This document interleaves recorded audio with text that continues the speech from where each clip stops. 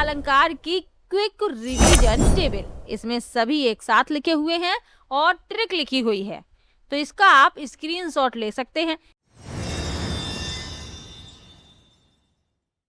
Hello दोस्तों, स्वागत है आपका मेरे YouTube चैनल परीक्षा प्लान में। तो कैसे हैं आप लोग? आई होप अच्छे होंगे। तो जैसा कि आप लोगों को पता है कि हिंदी के सभी प्रीवियस ईयर के क्वेश्चन करवाने के बाद मैं हिंदी के इम्पोर्टेंट टॉपिक पढ़ा रही हूँ। तो 17 टॉपिक मैं कंप्लीट पढ़ा चुकी हूँ और आज ये 18वां टॉपिक है जिसका नाम है अलंकार। और ये आपके एग्जाम के लिए मोस्ट इम्पॉर्टेंट टॉपिक है क्योंकि आपको इस टॉपिक से प्रश्न जरूर मिलेंगे। प्रीवियस ईयर के क्वेश्चन देख लीजिए, यानी प्रीवियस ईयर का पेपर उठाकर देख लीजिए, तो आप पाएंगे कि प्रत्येक वर्ष अलंकार से संबंधित प्रश्न पूछा गया है। तो इस बार भी संभावना है कि अलंकार से संबंधित प्रश्न आपको जरूर मिलेगा।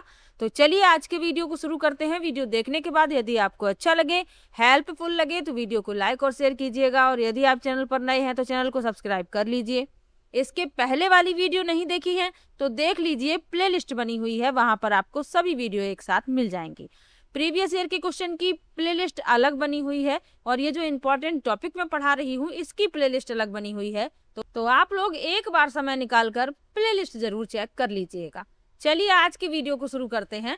अलंकार आपका टॉपिक है और एक टेबल भी मैंने बनाई है जिसमें मैंने ट्रिक लिखी हुई है। तो पहले तो मैं डिटेल में पढ़ा दे रही हूँ, लेकिन लास्ट में एक टेबल में मैंने सब एक साथ लिख दिया है, तो वीडियो में अंत तक जरूर बने रहिए। चलिए शुरू करते हैं। सबसे पहले जानेंगे अलंकार की परिभाषा, यानी अलंकार की परिभाषा क्या है। परिभाषा पूछी तो नहीं जाती है, लेकिन आपको अलंकार की परिभाषा के बारे में पता होना चाहिए कि अलंकार आखिर होता क्या है। तो काव्य यानी कविता की सुंदरता या शोभा बढ़ाने वाले तत्वों, शब्दों और अर्थों को अलंकार कहते हैं। इसका शाब्दिक अर्थ आभूषण या गहना होता है। जिस प्रकार से एक स्त्री की शोभा बढ़ जाती है आभूषण यानी गहनों को पहनने से, उसका सौंदर्य बढ़ जाता है, ठीक उसी प्रकार से अलंकारों के प्रयोग से कविता की भाषा और अर्थ प्रभावशाली और सुंदर हो जाते हैं। यानी कोई बात यदि साधारण तरीके से कही जाए तो उसका इतना प्रभाव नहीं रहेगा। यदि उसमें अलंकार का प्रयोग हुआ है तो वो बात आपकी प्रभावशाली रहेगी। तो बस आपको इतना ही समझना है कि कविता की सुंदरता या शोभा बढ़ाने वाले ये तत्व होते हैं जो अलंकार कहे जाते हैं। चलिए आगे बढ़ते हैं, इनके प्रकार देख लेते हैं। मुख्य रूप से अलंकार के 3 भेद हैं, यानी जो अलंकार है वह 3 प्रकार का है। सबसे पहले है शब्दालंकार। शब्दालंकार क्या है? जब काव्य में किसी विशेष शब्द के प्रयोग के कारण सुंदरता या चमत्कार पैदा होता है तब वहां शब्दालंकार होता है। यदि उस शब्द की जगह उसका कोई पर्यायवाची शब्द रख दिया जाए तो वह चमत्कार समाप्त हो जाता है। यानी कोई विशेष शब्द होगा और उसी के प्रयोग के कारण सुंदरता या चमत्कार पैदा हो रहा होगा तो वह होगा शब्दालंकार। अब विशेष शब्द है, शब्द का महत्व है, इसीलिए इसका नाम ही शब्दालंकार है। तो आपको इसके नाम से ही परिभाषा समझ में आ रही होगी कि जब काव्य में किसी विशेष शब्द के प्रयोग के कारण सुंदरता या चमत्कार पैदा होता है तब वहां शब्दालंकार होता है। यदि उस शब्द की जगह कोई पर्यायवाची यानी उसी शब्द का यदि पर्यायवाची भी रख दिया जाए तो चमत्कार जो है, जो उत्पन्न हो रहा था, वो समाप्त हो जाएगा। यानी वो जो आपका काव्य है वो इतना महत्वपूर्ण यानी प्रभावशाली नहीं रहेगा। बस इतना आपको साधारण शब्दों में समझ लेना है। अब शब्दालंकार के जो उपभेद हैं वो आपको याद रखने हैं और वही इंपॉर्टेंट है। जैसे अनुप्रास अलंकार ज्यादातर पूछ लिया जाता है, यमक पूछ लिया जाता है, इस तरीके के अलंकार पहले पूछे गए हैं।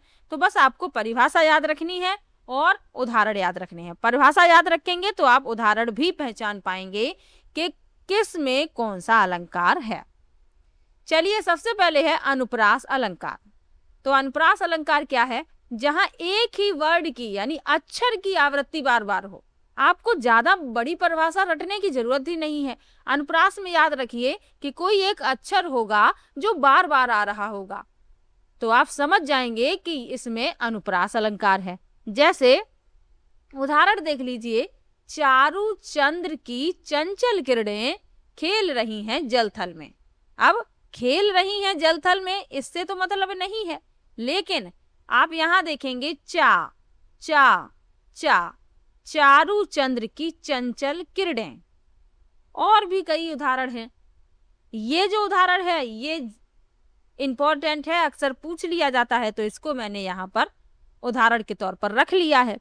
तो अब परिभाषा आपको याद रखनी है और याद भी हो गई होगी कि एक ही वर्ड बार बार आएगा, अक्षर एक बार बार आएगा, आप समझ जाएंगे कि यहाँ पर अनुप्रास अलंकार है। चलिए, इतनी बात समझ में आ गई होगी। वीडियो लाइक नहीं किया है तो जल्दी से लाइक कर दीजिए और शेयर नहीं किया है तो शेयर भी कर दीजिए। चलिए आगे बढ़ते हैं। अगला है यमक अलंकार, जहां एक ही शब्द दो या दो से अधिक बार आए, यानी एक शब्द होगा या तो वो दो बार आ रहा होगा या दो से अधिक बार आ रहा होगा, लेकिन उसका हर बार अर्थ अलग हो गया, यानी अर्थ उसका अलग है, शब्द एक ही है लेकिन अर्थ अलग अलग दर्शा रहा है। कैसे? उदाहरण से समझिए।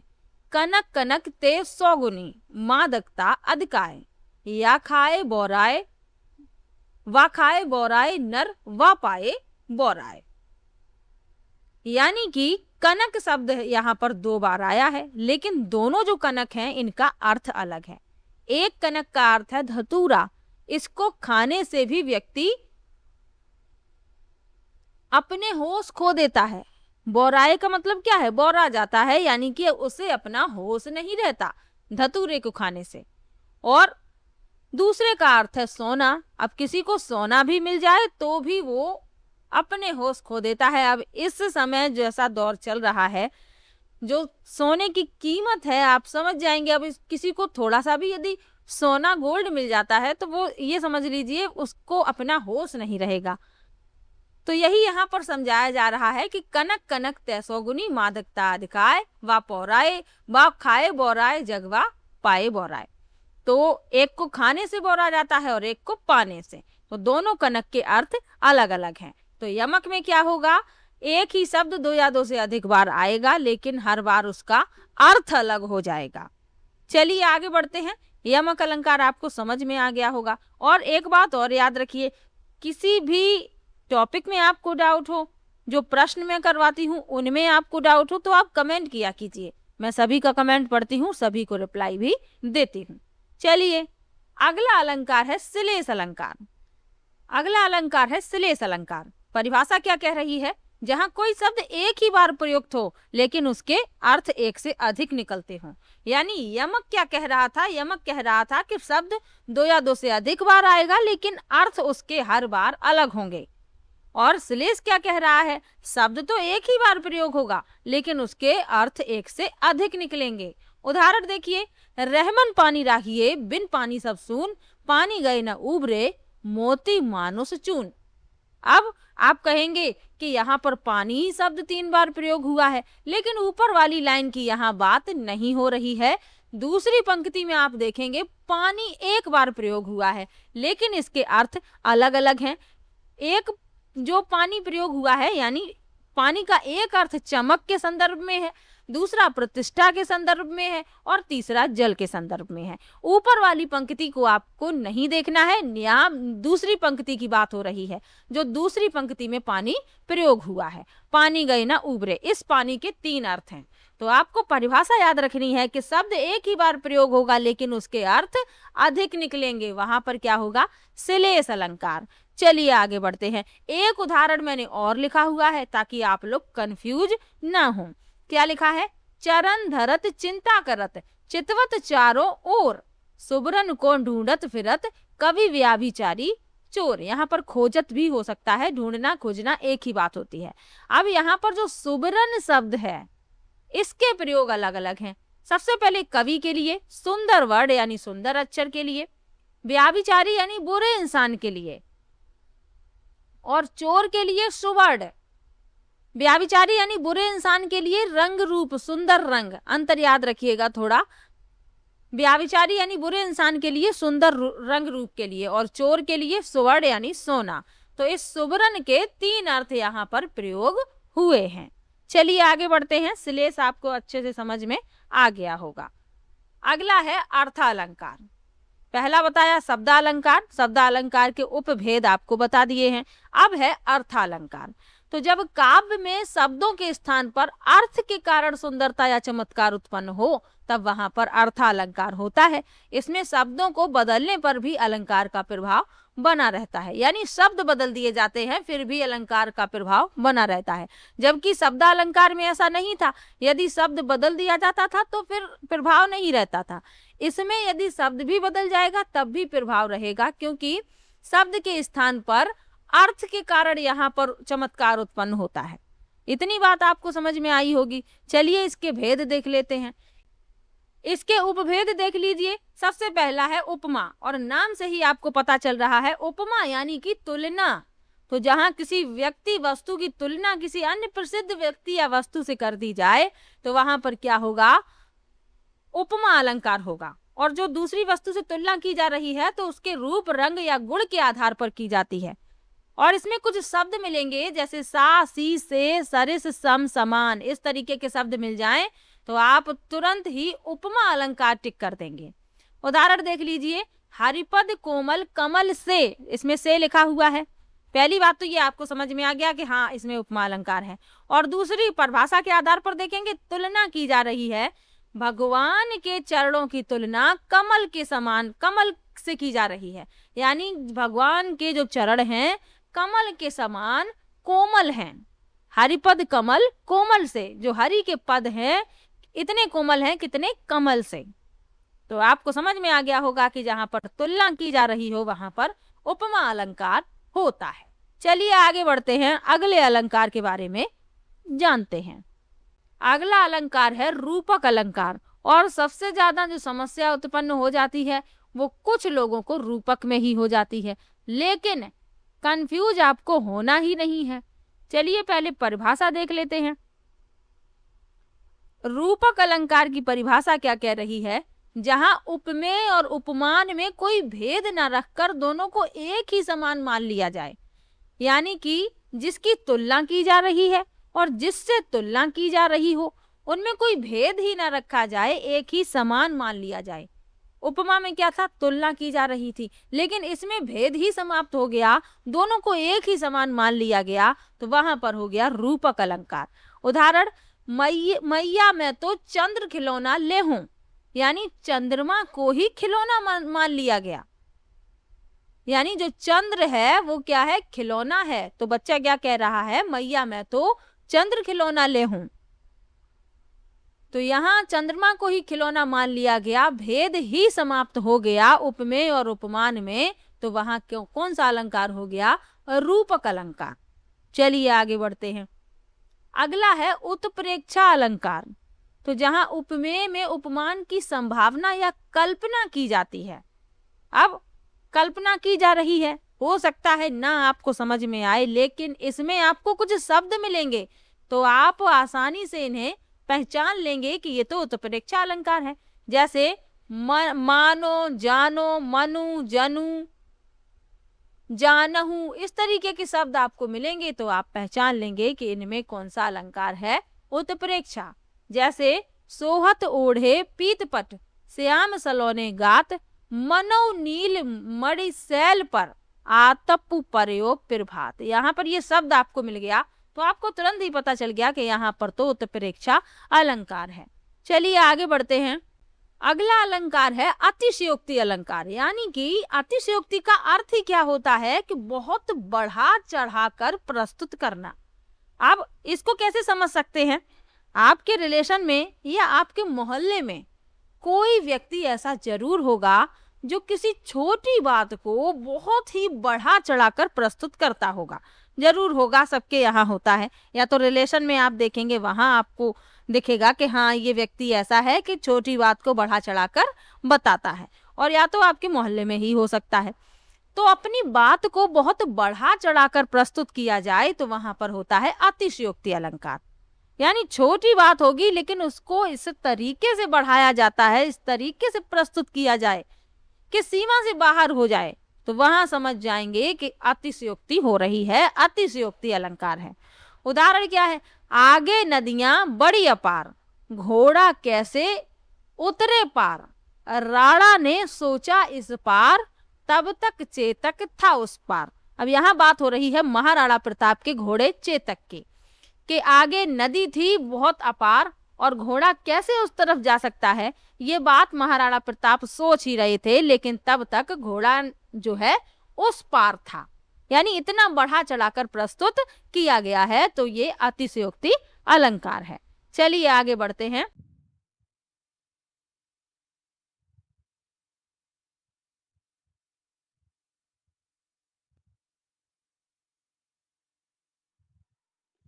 अगला जो अलंकार है वह है मानवीकरण अलंकार। तो इसमें आपको क्या याद रखना है?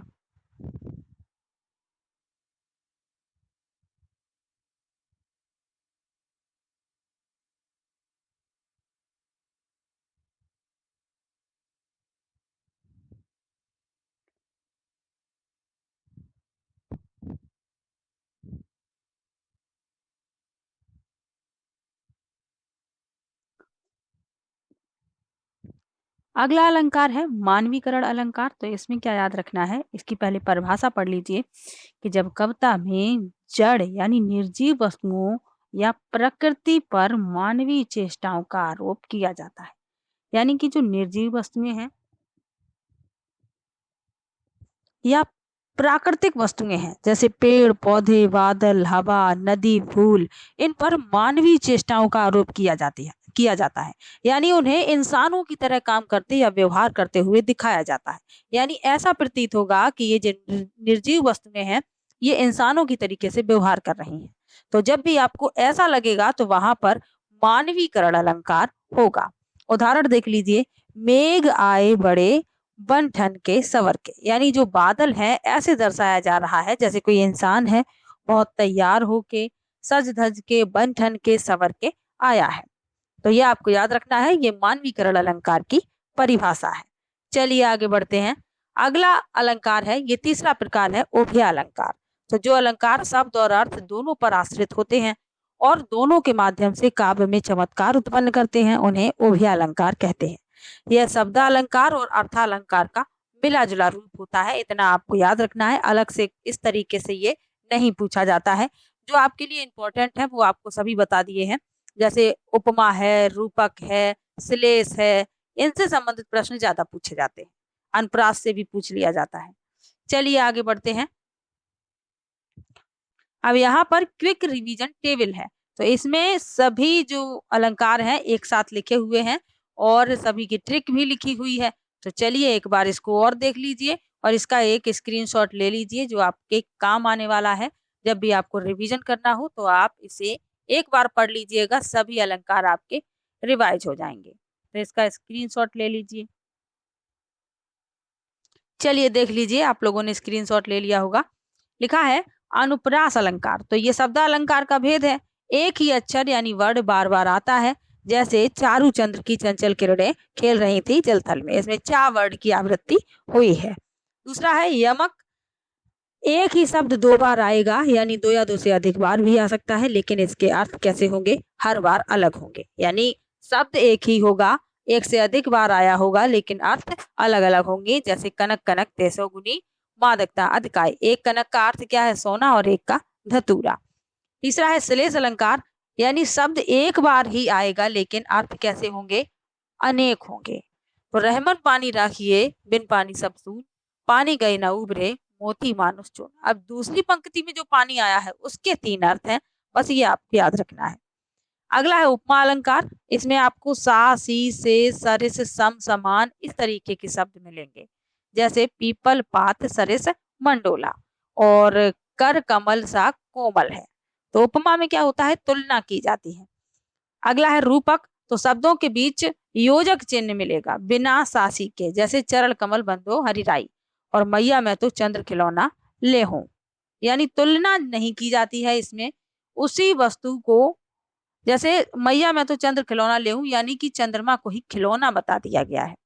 डिटेल में आपको पढ़ा ही दिया है, परेशान होने की जरूरत नहीं है। अगला है उत्प्रेक्षा। तो इसमें मनो, जनु, ज्यो, मानो, जानो इस तरीके के शब्द मिलेंगे। तो ये आपको पहचानने में आसानी होगी कि इसमें उत्प्रेक्षा अलंकार है। अतिशयोक्ति में क्या होगा, बहुत बड़ा चढ़ाकर अपनी बात को प्रदर्शित किया जाएगा। और मानवीकरण में प्रकृति की जो चीजें हैं वो ऐसे काम कर रही होगी जैसे एक इंसान काम कर सकता है। इसका उदाहरण जैसे फूल हंसे कलियां मुस्काई, यानी फूल कैसे हंस सकते हैं, ना तो इनके पास मुंह है ना होंठ है, लेकिन फिर भी इस तरीके से दर्शाया जा रहा है कि फूल हंसे और कलियां मुस्काई। अगला है उभय अलंकार, तो शब्द और अर्थ दोनों का मिक्स जादू इसमें होता है, जैसे कजरारी अखियन में कजरारी ना लखाए। तो ये अलंकार की क्विक रिवीजन टेबल थी और इसके साथ ही आपका अलंकार जो है वो समाप्त होता है। वीडियो आप लोगों को कैसा लगा कमेंट बॉक्स में जरूर बताइएगा। वीडियो को लाइक कीजिएगा, चैनल को सब्सक्राइब कर लीजिएगा और इसके पहले वाली वीडियो यदि नहीं देखी है तो एक बार समय निकाल कर उन वीडियो को जरूर देखिएगा। चलिए मिलते हैं नेक्स्ट वीडियो में, तब तक के लिए बाय बाय।